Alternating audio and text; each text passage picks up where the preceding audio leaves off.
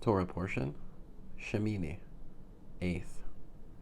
Leviticus chapter 9, verse 1 to chapter 11, verse 47. Chapter 9. Shabbat Shalom. One day late.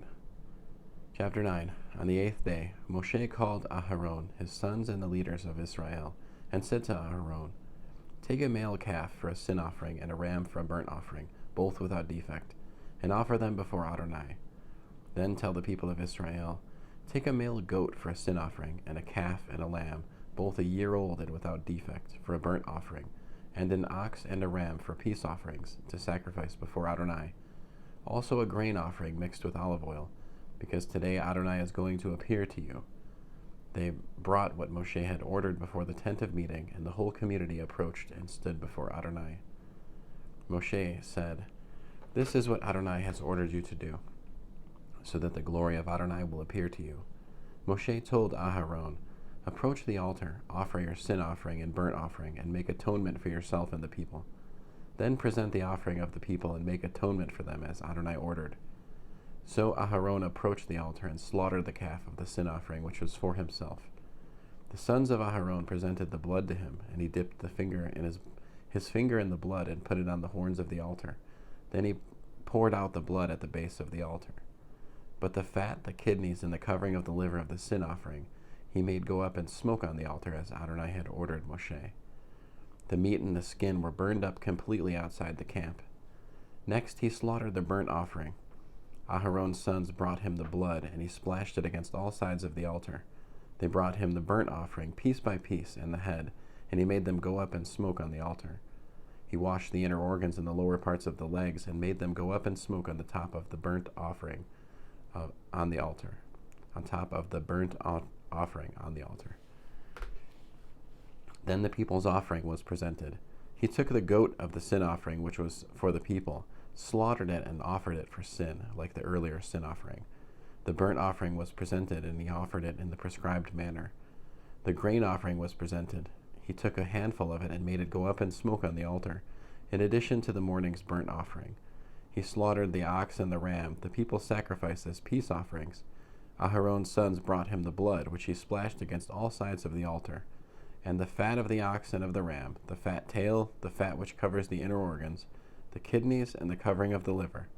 They put the fat on the breasts, and he made the fat go up and smoke on the altar. The breasts and right thigh Aharon waved as a wave offering before Adonai, as Moshe had ordered.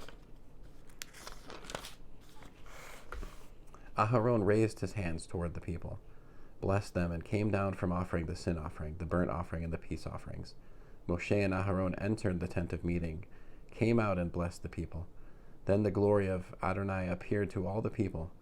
Fire came forth from the presence of Adonai, consuming the burnt offering and the fat on the altar. When all the people saw it, they shouted and fell on their faces. Chapter 10. But Nadav and Avihu, sons of Aharon, each took his censer, put fire in it, laid incense on it, and offered unauthorized fire before Adonai, something he had not ordered them to do. At this, fire came forth from the presence of Adonai and consumed them, so that they died in the presence of Adonai. Moshe said to Aharon, "This is what Adonai said.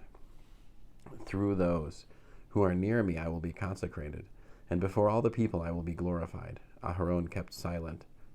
Moshe called Mishael and Elzaphan, sons of Uzziel, Aharon's uncle, and told them, "Come here and carry your cousins away from in front of the sanctuary, to a place outside the camp."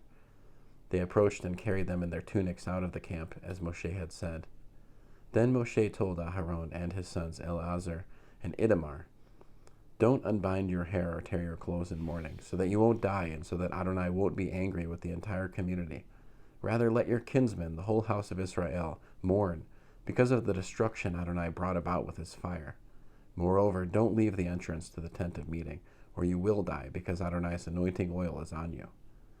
Adonai said to Aharon, "Don't drink any wine or other intoxicating liquor, neither you nor your sons with you, when you enter the tent of meeting, so that you will not die. This is to be a permanent regulation through all your generations, so that you will distinguish between the holy and the common, and between the unclean and the clean, and so that you will teach the people of Israel all the laws Adonai has told them through Moshe." Moshe said to Aharon and to Eleazar, and Edomar, his remaining sons. Take the grain offering left from the offerings for Adonai made by fire, and eat it without leaven next to the altar, because it is especially holy. Eat it in a holy place, because it is your and your sons' share of the offerings for Adonai made by fire, for this is what I have been ordered. The breast that was waved and the thigh that was raised you are to eat in a clean place. You, your sons, and your daughters with you, for these are given as your and your children's share of the sacrifices of the peace offerings presented by the people of Israel.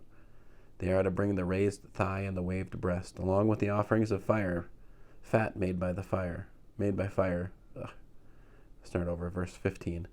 They are to bring the raised thigh and the waved breast, along with the offerings of fat made by fire, and wave it as a wave offering before Adonai. Then it will belong to you and your descendants with you as your perpetual share, as Adonai has ordered. Then Moshe carefully investigated what had happened to the goat of the sin offering, and discovered that it had been burned up. He became angry with Eleazar and Edomar, the remaining sons of Aharon, and asked, "Why didn't you eat the sin offering in the area of the sanctuary, since it is especially holy? He gave it to you to take away the guilt of the community, to make atonement for them before Adonai. Look, its blood wasn't brought into the sanctuary. You should have eaten it there in the sanctuary, as I ordered."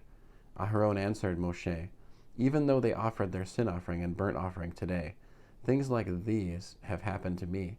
If I had eaten the sin offering today, would it have pleased Adonai?" On hearing this reply, Moshe was satisfied. Chapter 11. Adonai said to Moshe and Aharon, "Tell the people of Israel, these are the living creatures which you may eat among all the land animals, any that has a separate hoof which is completely divided and chews the cud.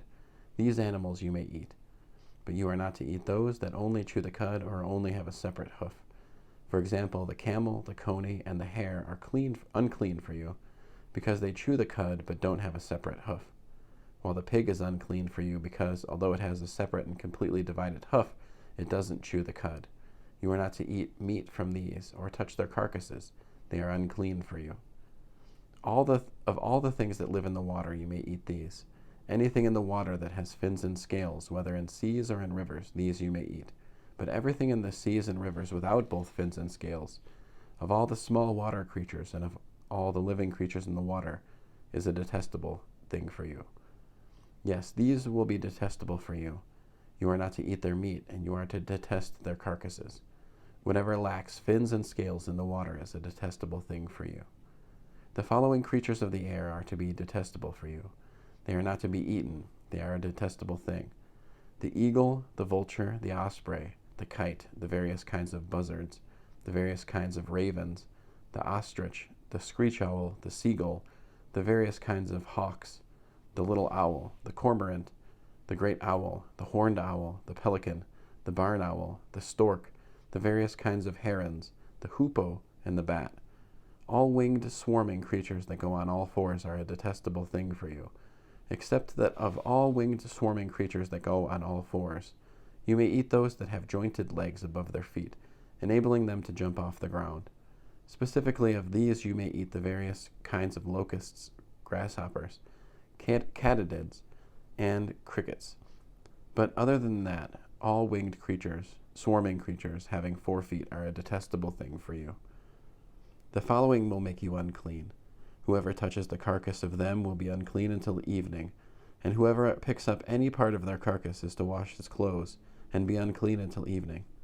Every animal that has a separate but incompletely divided hoof, or that doesn't chew the cud, is unclean for you. Anyone who touches them will become unclean. Whatever goes on its paws, among all animals that go on all fours, is unclean for you. Whoever touches its carcass will be unclean until evening, and whoever picks up its carcass is to wash his clothes and be unclean until evening. These are unclean for you. The following are unclean for you among the small creatures that swarm on the ground: the weasel, the mouse, the various kinds of lizards, the gecko, the land crocodile, the skink, the sand lizard, and the chameleon. These are unclean, crawling creatures.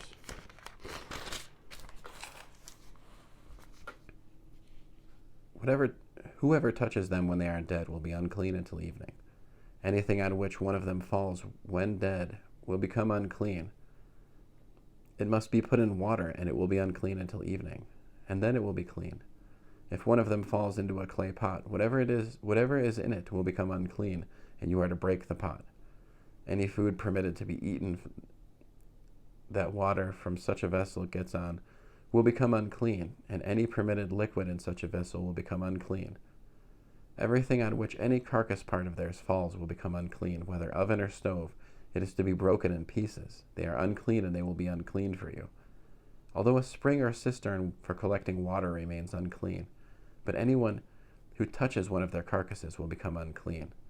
If any carcass part of theirs falls on any kind of seed to be sown, it is clean.